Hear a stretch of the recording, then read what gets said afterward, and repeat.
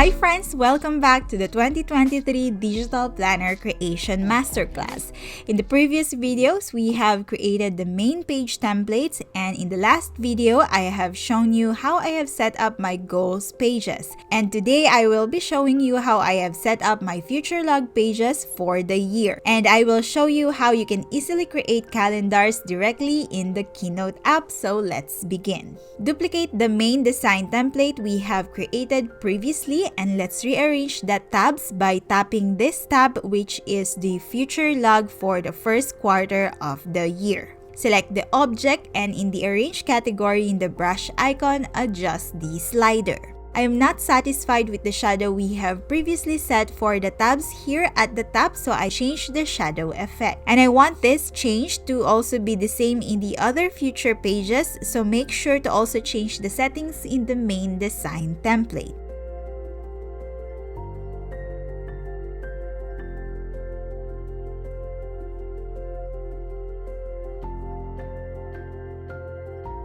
Let's go back to the future log page. For the design of this page, I want to have 3 calendars in each of the tabs, and I want to have the calendar in the left side and then the writing spaces. The writing spaces will be half of the left page and the whole of the right page.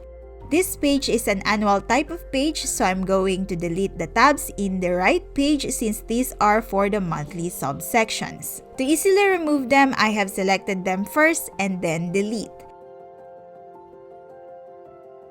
If they are locked, make sure to unlock them first.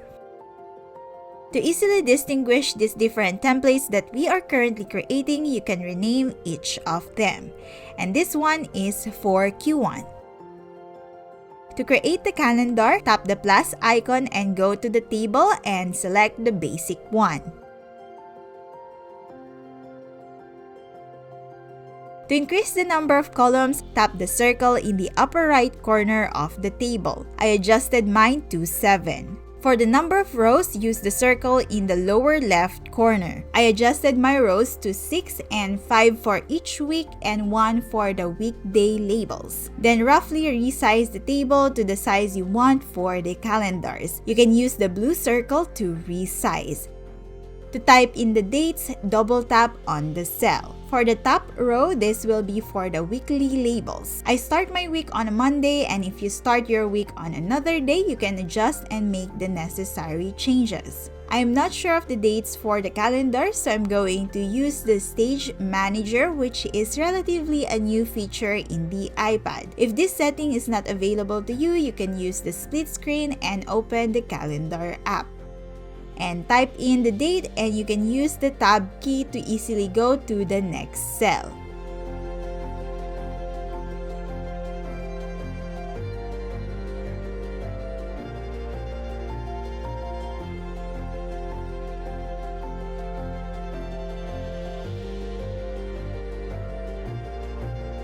To change the setting of all the cells, select the table and then go to the brush icon, and then under cell, make the necessary changes. I have changed the font style. I also adjusted the font size so that the entire date fits each of the cells.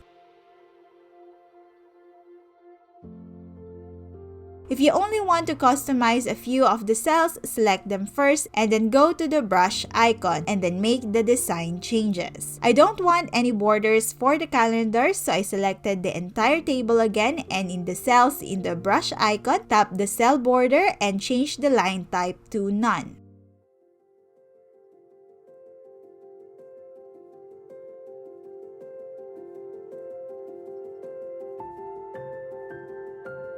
If you want to add a new row, select one of the rows, and in the options, select Insert. You can select on what type of row you want, and I have selected the new header row. To remove the color of this row, select it and go to the Cell Fill, and in the Cell preset, choose No Fill.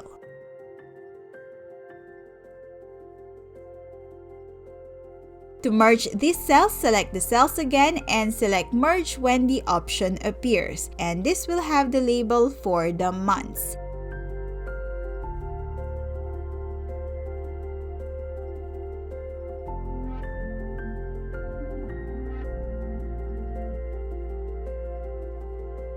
If you want to make sure that the height of the cells are the same, you can also do this.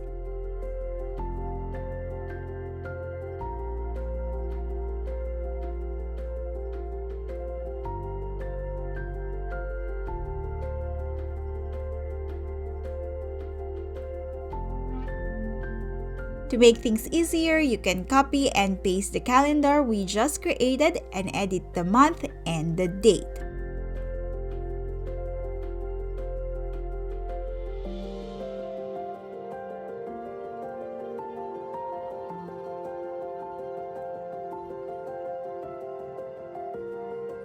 I'm using the Stage Manager again as it is easier to access the calendar this way.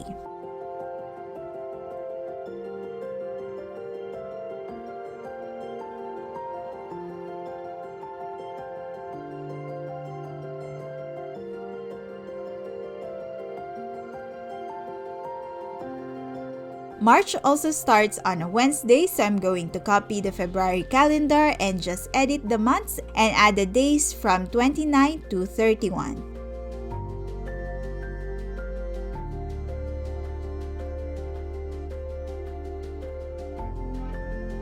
Now that we have added the 3 calendars for the first quarter, I'm going to reposition them. While repositioning, you can use the grid lines to make sure that the spacing between the calendars are consistent. I want to add lines to separate these 3 calendars, so I'm adding another basic table again. I only needed 1 column and 3 rows, so I adjusted it using the circles in the upper right and the lower left.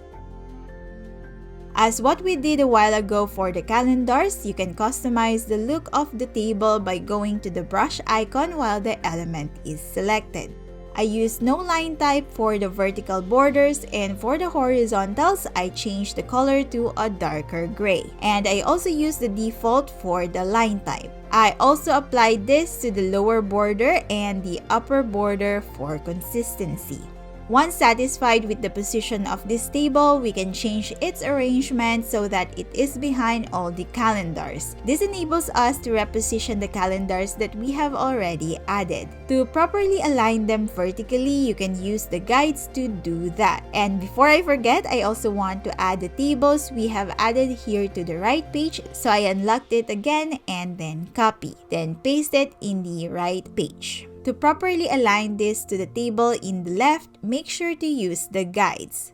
Before we proceed to the next step, make sure that all the current elements that we have created are locked. If you prefer adding some writing guides to your future log pages, let's add another basic table again using the plus icon. Similar to the process we did in the last video where we added some writing guides to our goals pages, we are also going to do that here. I plan on adding a writing guide for each of the 3 sections here, so I'm setting up the writing guide for the month of January 1st and then copy them later for the other months. For the writing guides, I have removed the vertical borders, and for the horizontal borders, I have chosen dotted line type and then set the color to gray.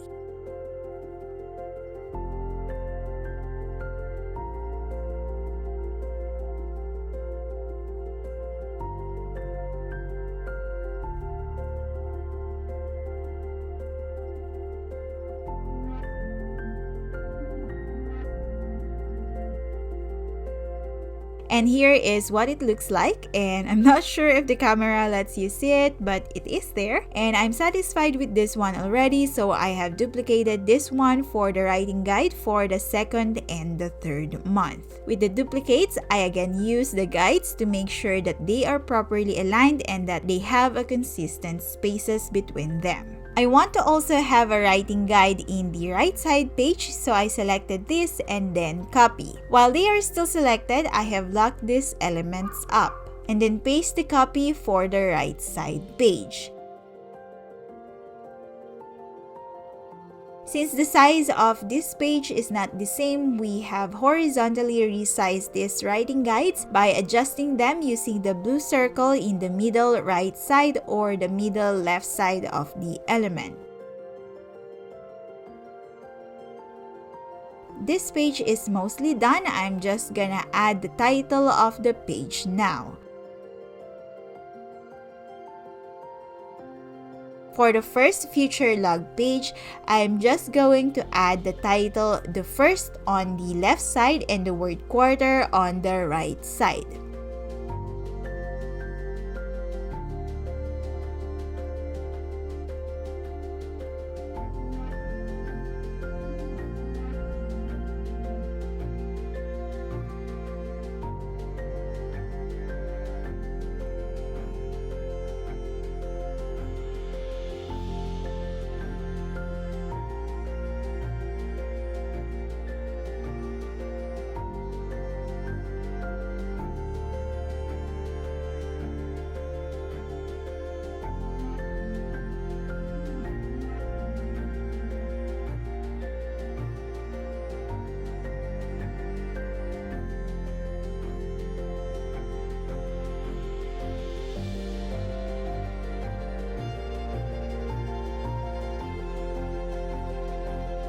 I want to have a consistent title design, so I copied the two tiles and then duplicated them to create the drop shadow effect that we also made in the last video. And to keep the color consistency for each of the pages, while the title elements are still selected, I went to the text color and used the color picker to select the color of the tab for this page. Now that we have created the first future log page, let's duplicate this one to create the future log page of the second quarter. Rename the duplicate to Q2, and now let's just change the title of the page.